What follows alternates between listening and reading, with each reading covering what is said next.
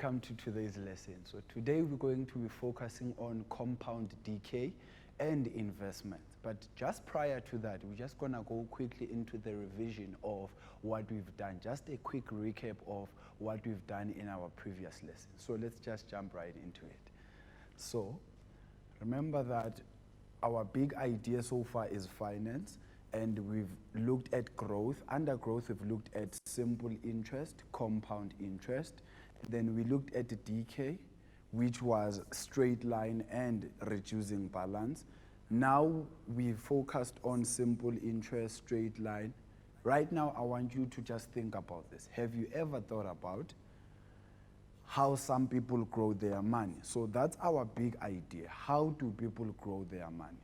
Also, what has been your best choice of saving your money whenever they give you money at home? So remember, growth has to do with simple interest and compound, but we've only so far looked at simple interest. And the simple interest, the main thing that mattered there's a time period for earning interest, which was the N, and then remember that you add the same amount to the total at the end of each year. So if they give you interest that is 12% per annum of maybe 1,000 rand, it means you are adding 120 each and every year for the remainder of your investment or your savings.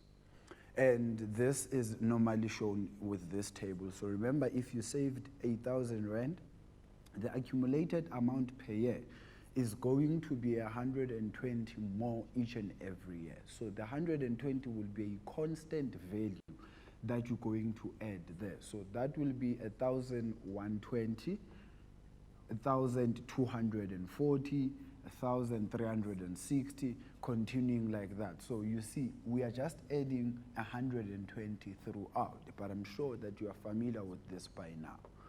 And then now we're going to look at compound interest, which is the main focus of today. So the keywords for compound interest, they include the term or length of time. When we say term and length of time, the reason we don't say number of years or anything like that is because under compound growth, there is what we call compounding periods, right? So with compounding periods, guys, what this means is in a year, you might get interest more than once, though at the end of the year, it will amount to a maybe 12% interest, but getting it on a monthly basis, which means you get 1% every month. But at the end of the year, it will always be the 12% that they said you're going to get. So that's why we are saying term and not necessarily number of years. Also, our other key word here is principal amount. So you know that this is the amount that you start with when you are investing.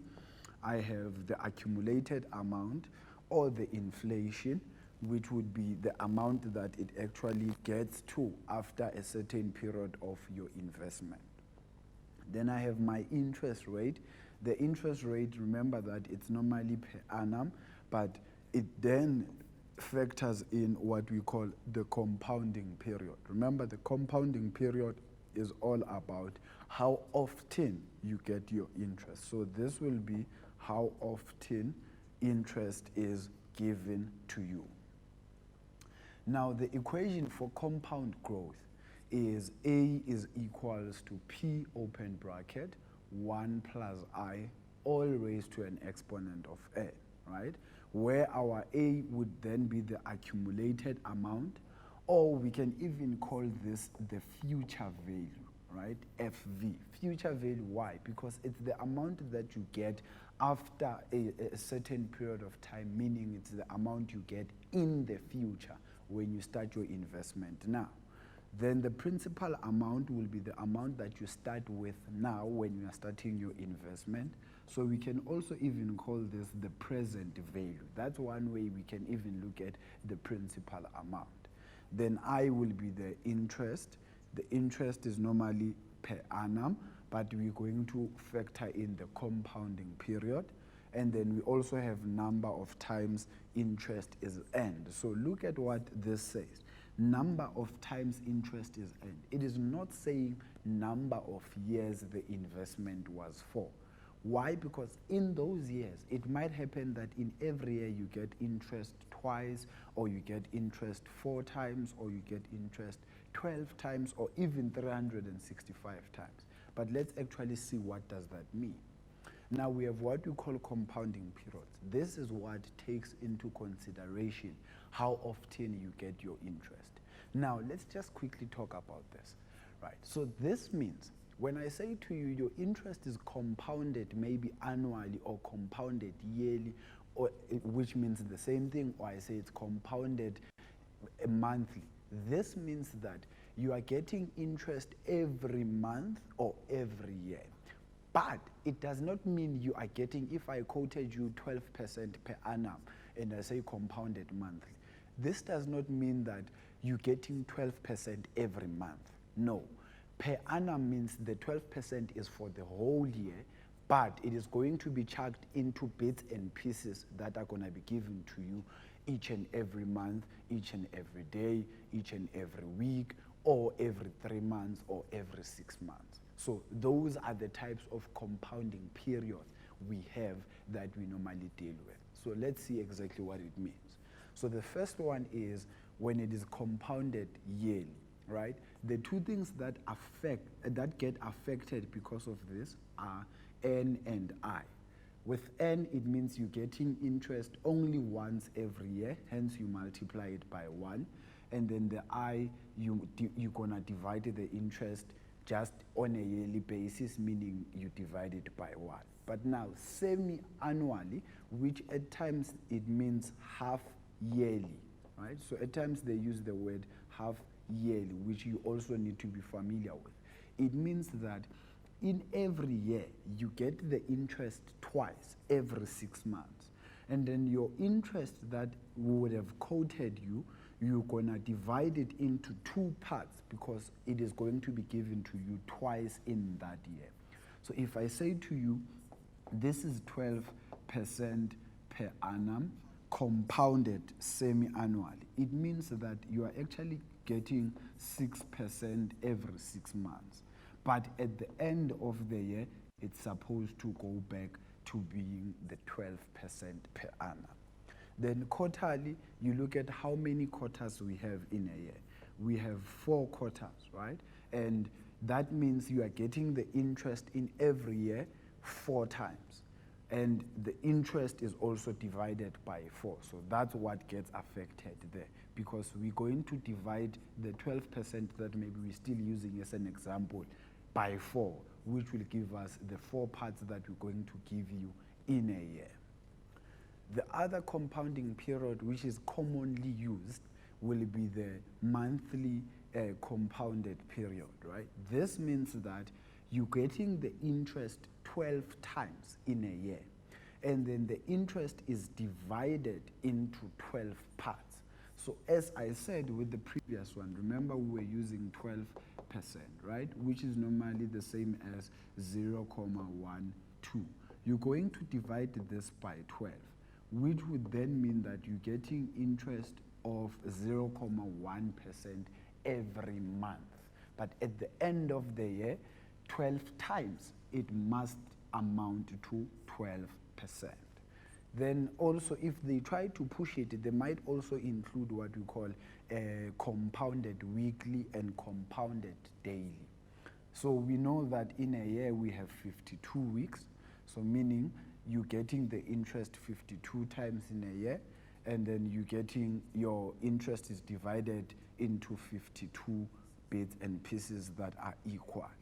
And also, with daily, we know that we normally have 365 days, so you're getting your interest every day. How nice would that be, just to get interest every day? But then we will compare calculations and see whether it would actually make sense to have it maybe on a daily or to have it on a weekly or monthly, like that.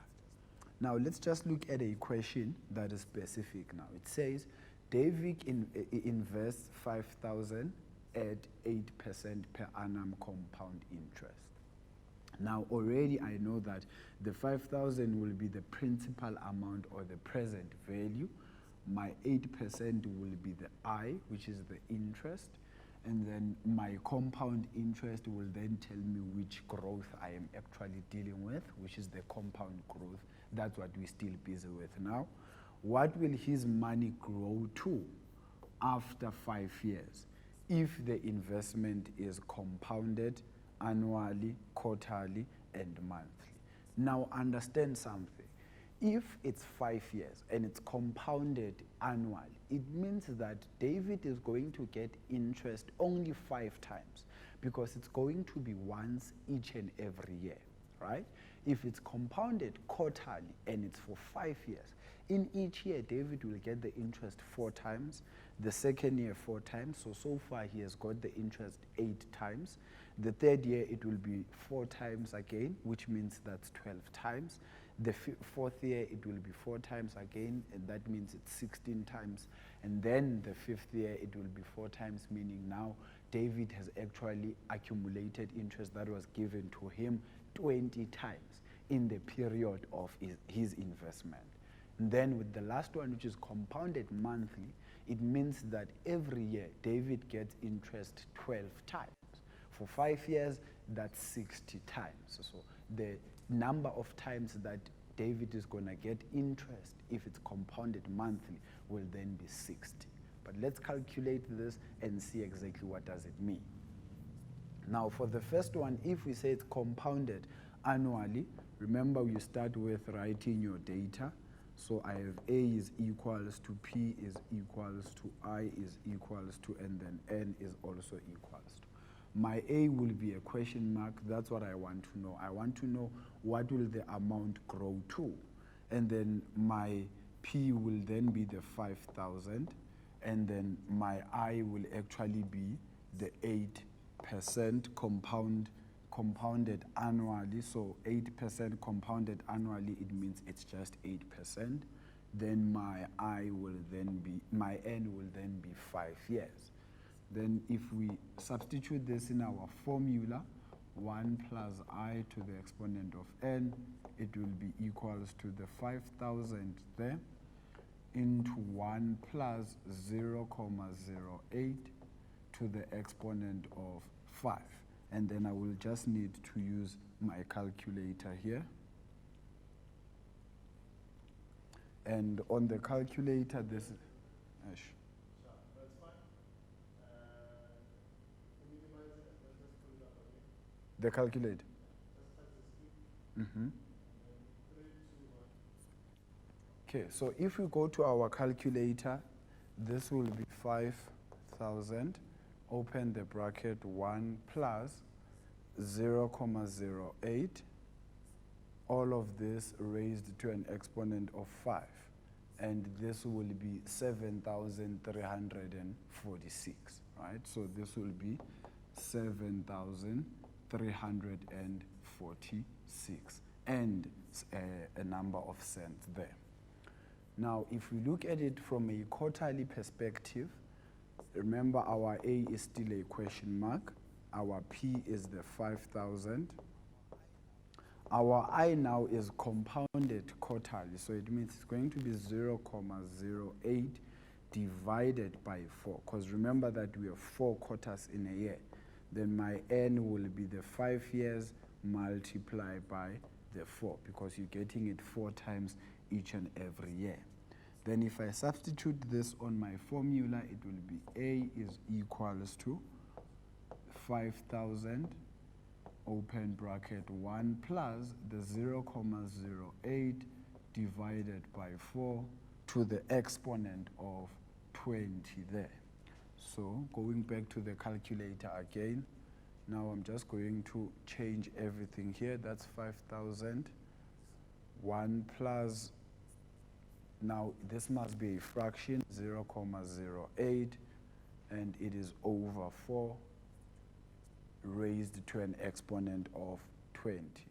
And that will give me 7,429, right? So this will be 7,429. Let's just go back and see what we got for the first one. For the first one, remember that we got 7,346, right? Now it's 7,429. Just take that into consideration. Let's look at the last one now. The last one is compounded monthly, so that means A is still a question mark, but our P now is still the 5,000. The only thing now that changes will be the I, which means it's going to be 8% compounded monthly. So 8%, it means it's 0.08 divided by 12. And then my N will actually be equals to 5 multiplied by 12. Then on the formula, this is going to be 5,000 into 1 plus 0.08 divided by 12 to the exponent of 60. Then if you go back to the calculator again, I'm just going to change it from here. So this is going to be 60 there. And then my denominator here is going to be 12, because now it's compounded monthly. And then it becomes 7,449. So this is 7,449. So you can see that if it is compounded annually, you still get interest, but it's a little bit less as opposed to if it is quarterly and as opposed to if it is monthly. Now I'm going to show you exactly what does this mean when we come back, because this is mainly what we are going to talk about in terms of the nominal and the effective interest rate. So now you can then think about this to say exactly, is it best for David to invest the money on an annually basis or on an annually basis interest given to him, or quarterly or monthly? And then you will then look at that using the calculations. So that's the big idea here.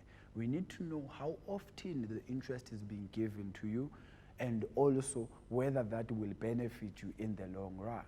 And then again, we look at the duration that you are investing for, because remember that the power of compound interest is in long term and not necessarily in short term. Let's go for a quick ad break, and I'll be back with some more. Stay tuned.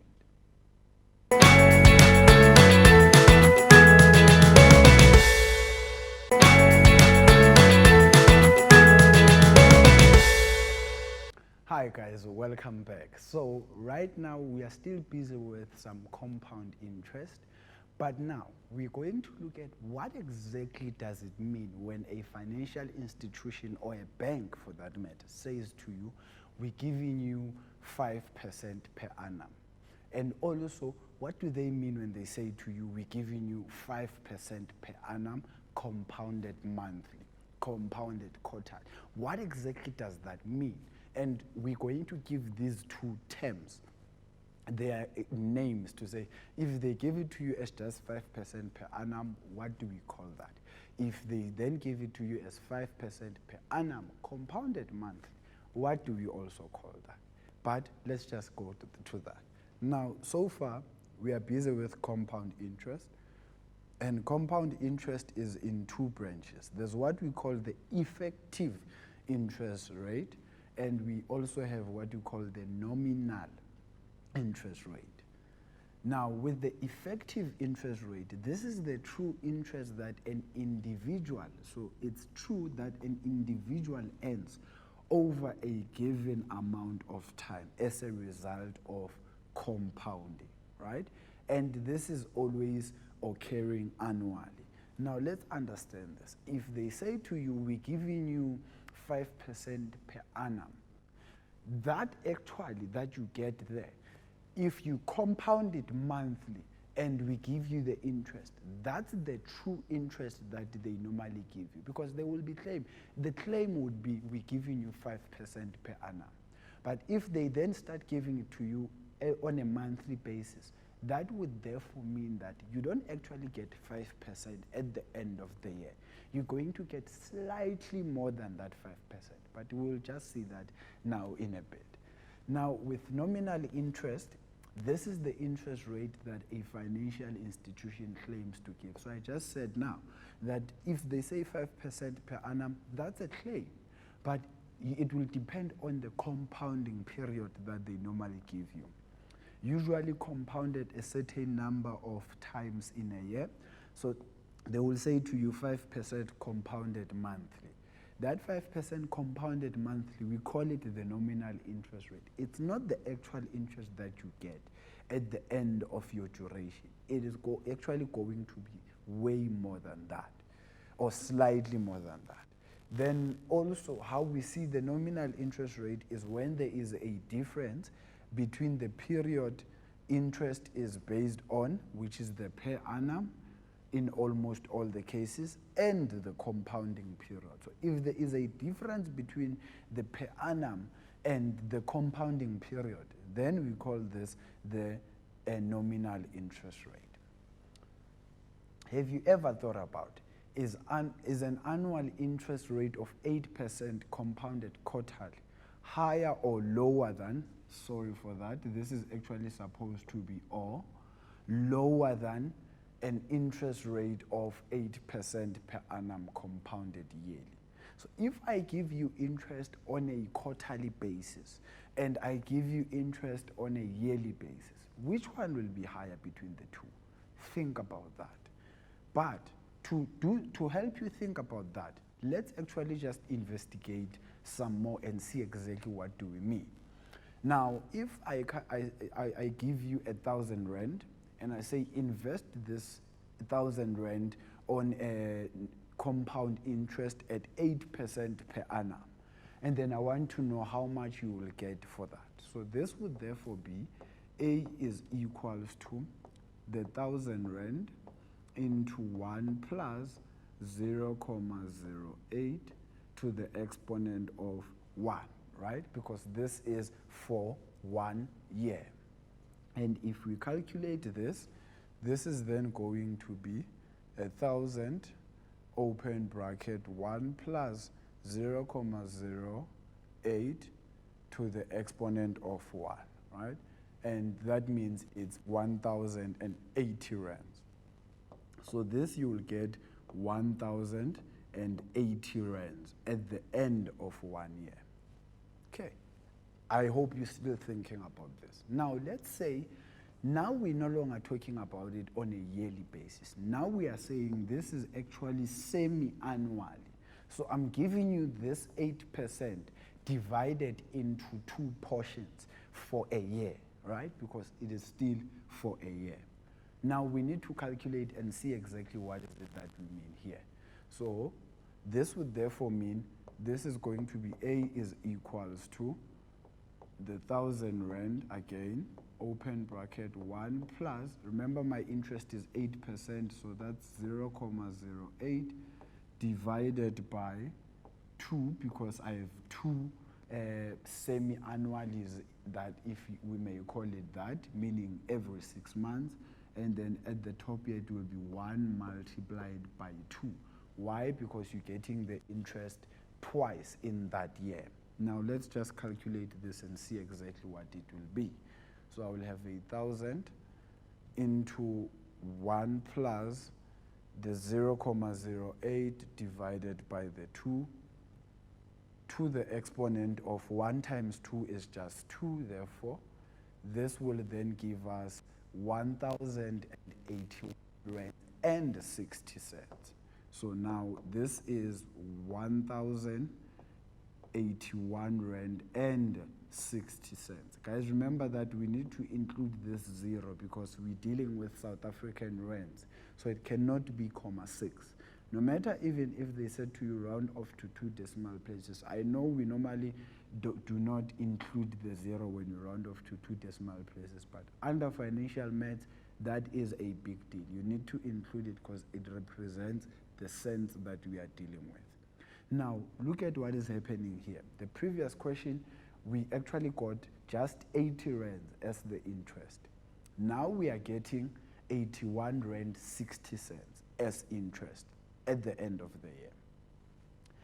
Now, if we look at this, I want you to calculate the effective interest rate that the 1,000 actually gained in a year, right? But now, based on what? Based on the answer that we got for number 2.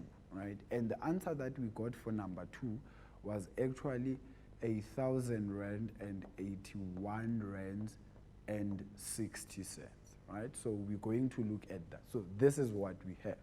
To calculate the value of I here, I'm then going to say my A is equals to P into 1 plus I to the exponent of N. My P is 1,081 rands and 60 cents is equals to 1,000 into 1 plus the I is what we are looking for, and then the N will be 1 year, right? So that will just be the 1 there. But now remember that with number 2 that we dealt with, it was actually compounded semi-annually. So the I will actually need to be divided by 2, and that will be multiplied by the 2 there. And then if I'm just going to calculate everything on the calculator, and you will observe how that happens. So I'm firstly going to divide both sides by the 1,000. So the answer is already there. I divide it by the 1,000. It will give me that as the answer. Then I will take a square root on both sides of the answer, and that's what I'm going to get. And then you will then multiply this by the 2 there. And that will give me 2 comma, and then if I minus this from 1, or firstly we minus it from 1, so my answer, I divided this by 2, so I'm going to divide it by 2 first, and then minus the 1, and then multiply it by the 2 now. So you can see that it's 0.08, right? But the 0.08 is actually going to not be just 0.08, but it's going to be 8.16%. So the I is actually going to be 8.16%. Now, you can see that if we look at this, our conclusion is that the nominal interest rate of that compounded semi-annual is actually an effective interest rate of 8.16% per annum, right? Now, what are we saying here? The nominal interest rate is what the bank or a company, if you are investing in a company, or shares, if you are investing in shares. That's the interest that they claim to give you in a duration of your investment. But effectively, that's not what you're going to get. What you're going to get is what they will be giving you maybe as dividends each and every month, and how much that is going to be. So that's the big idea between the nominal and the effective interest rate. Now we have what we call the formula to calculate this. Let's look at the formula. So the formula to calculate the nominal and the effective interest rate will be something like this, right? 1 plus I effective is equals to 1 plus I nominal divided by M, all raised to an exponent of M. The I, if, as you can see, is the effective annual rate. The I norm is the nominal interest rate, and then the M is the compounding periods per year. Now, the big idea here is compounding period per year, because when we want to convert between the effective and the nominal interest rate, we normally look at yearly basis, not for the duration of your investment. No, just on a yearly basis, we look at exactly what is happening there. Let's just look at maybe a question that wants us to use this formula. So they say calculate the nominal interest rate compounded monthly if the effective interest rate is 7.4%, right? So this means that my formula will be 1 plus I effective is equals to 1 plus I nominal divided by the M to the exponent of M. Now, I know that you're going to maybe wonder whether you're going to get this formula or not. Unfortunately, you're not going to get this formula on the information sheet. The other financial maths formulas, you're going to get them. But this one, you really, really need to pay attention and memorize it, please, and know it. Now, our I effective that they told us we have is the 7.4%. So that's 0.074. And this is equals to, I'm looking for the nominal interest rate, 1 plus the I nominal. They said this is compounded monthly. So M, remember we said is the compounding period per year. And this will be for a year, so that makes the M to be 12, because in a year we have 12 months. And then I will then also go to my calculator. Now remember, I have 1 plus the 0.074, and that will give me that amount there. And then I will take the 12th root. I will take the 12th root on both sides. So let's just go up there and remove that. That's 12. And inside here, it's supposed to be my answer that I got. And that's what I'm going to get, right? And then you subtract 1 here, which will give me that. Then you multiply this by the 12, which will actually give me, if I multiply this by 100, you can see it's going to give me 7.16, right? So this is I nominal is equals to 7.16%. Now let's actually look at what has happened here. It means that the bank would have said to you, no, we give you 7.16% per annum compounded monthly. But your actual interest that you're actually going to get will be slightly more than that. So you can see that between nominal and effective interest rate, what do you need to do? You need to make sure you know when they say we give you 10%, what 10% is that? Is it 10% nominal interest or is it 10% effective interest? Because that will help you to know how your investment is going to be after a certain period of time. So you need to make sure that you understand this properly, please. Effective interest rate is the actual interest you get after a certain duration of time, and the nominal interest rate is what I, maybe as a financial institution, would say, no, bring your money to me, I'm going to invest it, I'm giving you this much as the interest back. But that's not the actual interest, because it depends on what? The compounding period that you're getting this interest for. Guys, let's go to an ad break and we'll be back with some more.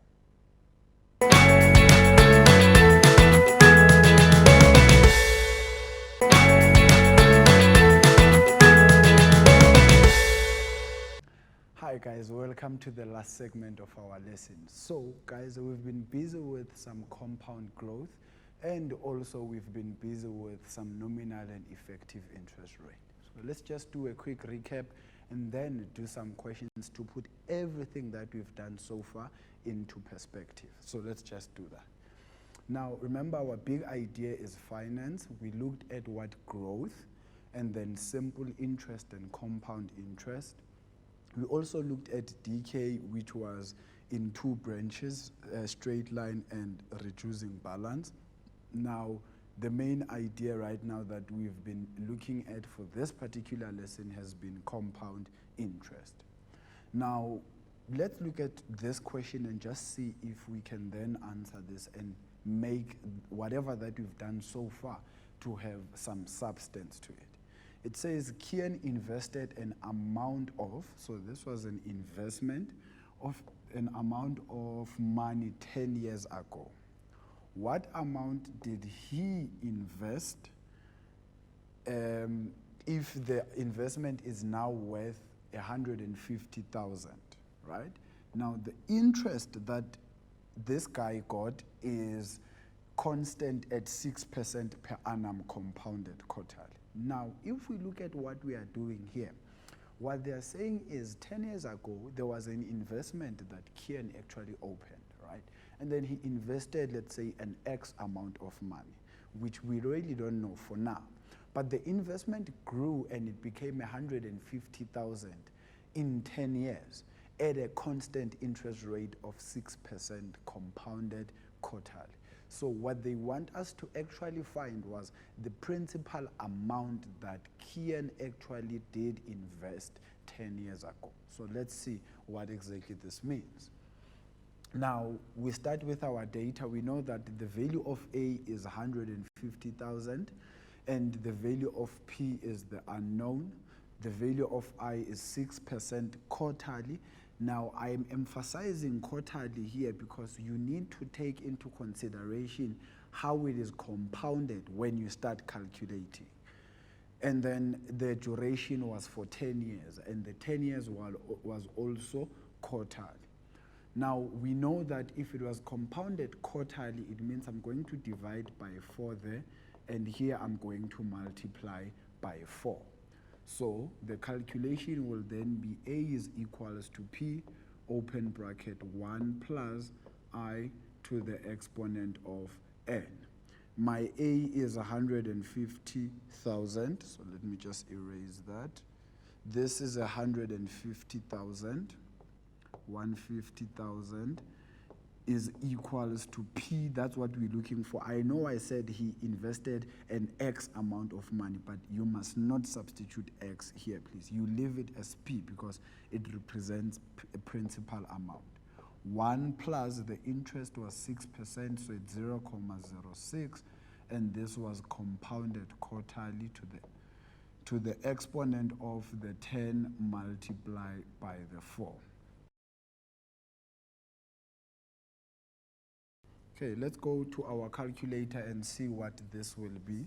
So firstly, I know I have 150,000, and I'm going to divide this by the whole bracket that I have there, which will be 1 plus a fraction 0.06, 06 divided by 4, because it's compounded quarterly, to the exponent of 10 multiplied by 4 is actually going to be 40.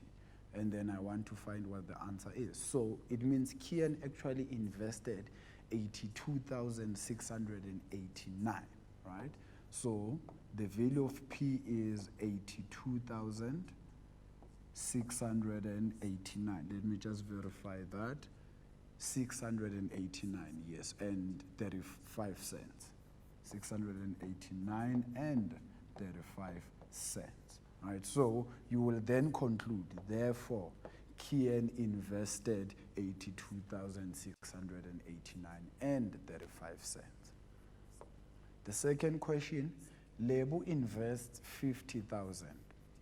Now, we need to know what is the interest rate per annum if Lebu's investment is now worth 80,000 after 6 years of investing.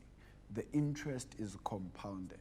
Right, so the interest is compounded, but they are not specifying how compounded it is. So we're just going to take it as it's just compounded per annum, meaning yearly. So we're not going to change anything there. And then if I calculate this, remember the formula first. A is equals to P1 plus I to the exponent of N.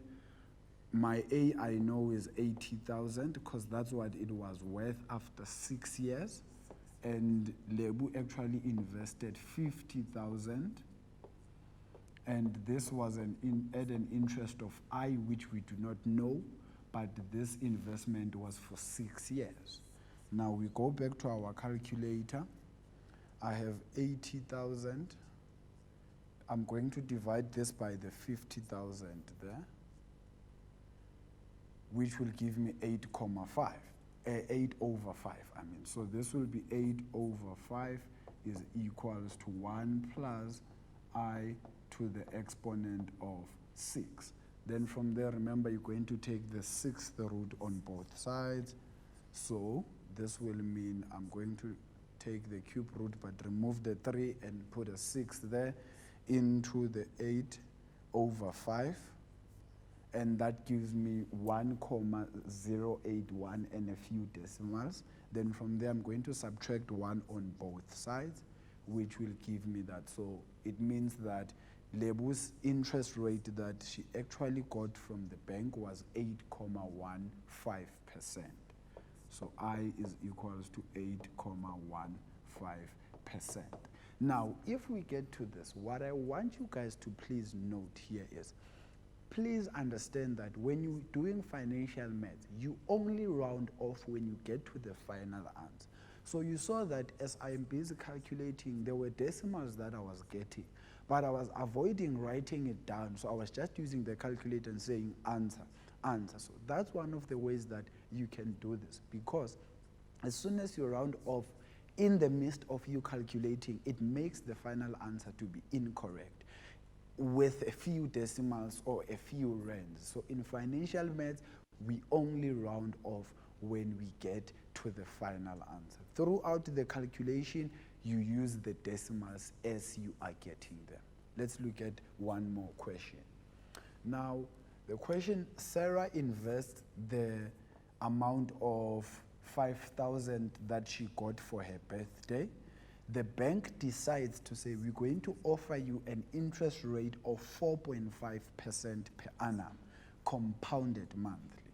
That is very important. Remember that we're going to look at compounded monthly.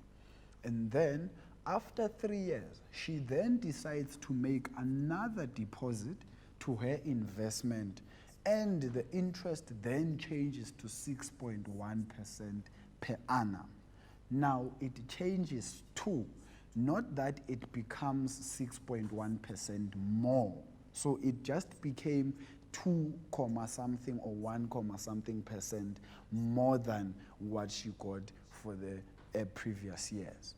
And this is actually compounded semi-annually. So please look at that. After another 2 years, she then also adds 2.5 rands to her account. So this was supposed to be her there. So this is her account.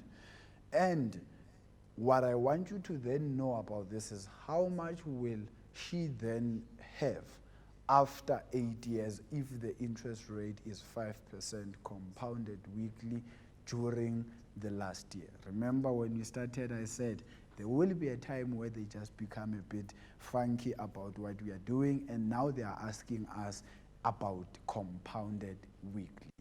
Now, in this particular example that I have here, guys, this is when we then introduce what we call a number line, right? Or a timeline. A timeline will be what helps you to show when money came in, when money went out, and also the change in interest rates, as you can see here that for the first 3 years, the interest was 4.5. But after that, the interest then became 6.1.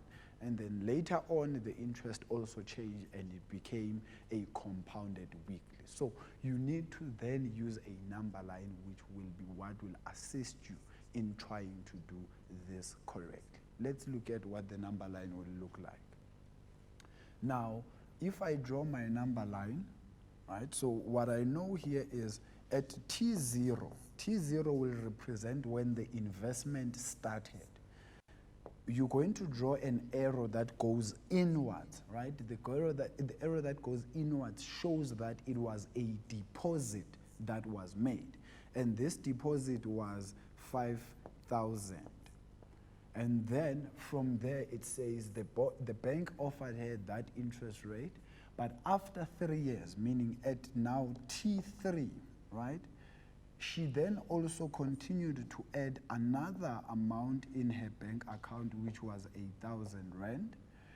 And then this interest rate then became 6.1%, compounded semi-annual. After 2 years, so after the 2 years now, after 2 years it means it's actually T5, because T3 plus 2 years will give us the T5. She then also added another 2,500. So this was 2,500. But the investment actually remained there for 8 years, right? And they're saying, we want to know what is it that Sarah actually got after the 8 years. I'm going to also include the interest rate there so that you can see what it looks like. For the first 3 years, the interest was 4.5%, and this was on a monthly basis because this was compounded monthly. And then for the 2 years, the interest became 6.1%, and this was on a semi-annually basis. Semi-annually basis. Remember also the other word for semi-annually is the same as half-yearly. And then for the last duration of her investment, it actually now became the 5% compounded weekly, right? So this was on a weekly basis. And then you will then use all of this to try and calculate this. But now let's go back and analyze whether we actually included everything on this particular timeline. The 5,000 is there, we included it. The bank offered her 4.5, we did include it. This was for 3 years. She then decided to add that amount, which we included. The interest actually changed to 6.1%, which we did include. Now they're saying after 2 years, she then added the 2,500, we've shown that, to her investment. Remember, that is her. And then how much will her investment also be? So that's supposed to be her worth after 8 years if the interest is 5%. So I'm thinking the 5% is not actually going to be from T5 to T8, you see. So you will also need to look at that. It means that the 5% will only be between T7 and T8. That's where the 5% will be. But between the T3 and T7, her interest rate was actually still 6.1%. So let's just fix that quickly. So from there up until T7, her interest was that. And then you will use compound interest formula to find the first portion, second portion, and the last portion. And then add all of them together, and that will give you what this was worth. So I know that this is something that I want you to be thinking about, because now I've scaffolded the question for you. I want you to think deeply about it and try to do it. In our next lesson, we're going to dive deep into number patterns or number lines and do exactly what is it that this question wanted you to do. So let's just recap quickly of what is it that we've done so far. Now, what we've done so far is with compound interest, the time period for earning interest is very important. There's a time period for compounding, and also you always need to add an increased amount of interest to the total at the end of each period, and this takes on an exponential growth. Guys, we've looked at finance and we've looked at two concepts under growth. We've looked at one concept under decay. We are yet to look at the reducing balance, and that's it from me. Guys, until I see you next time, cheers.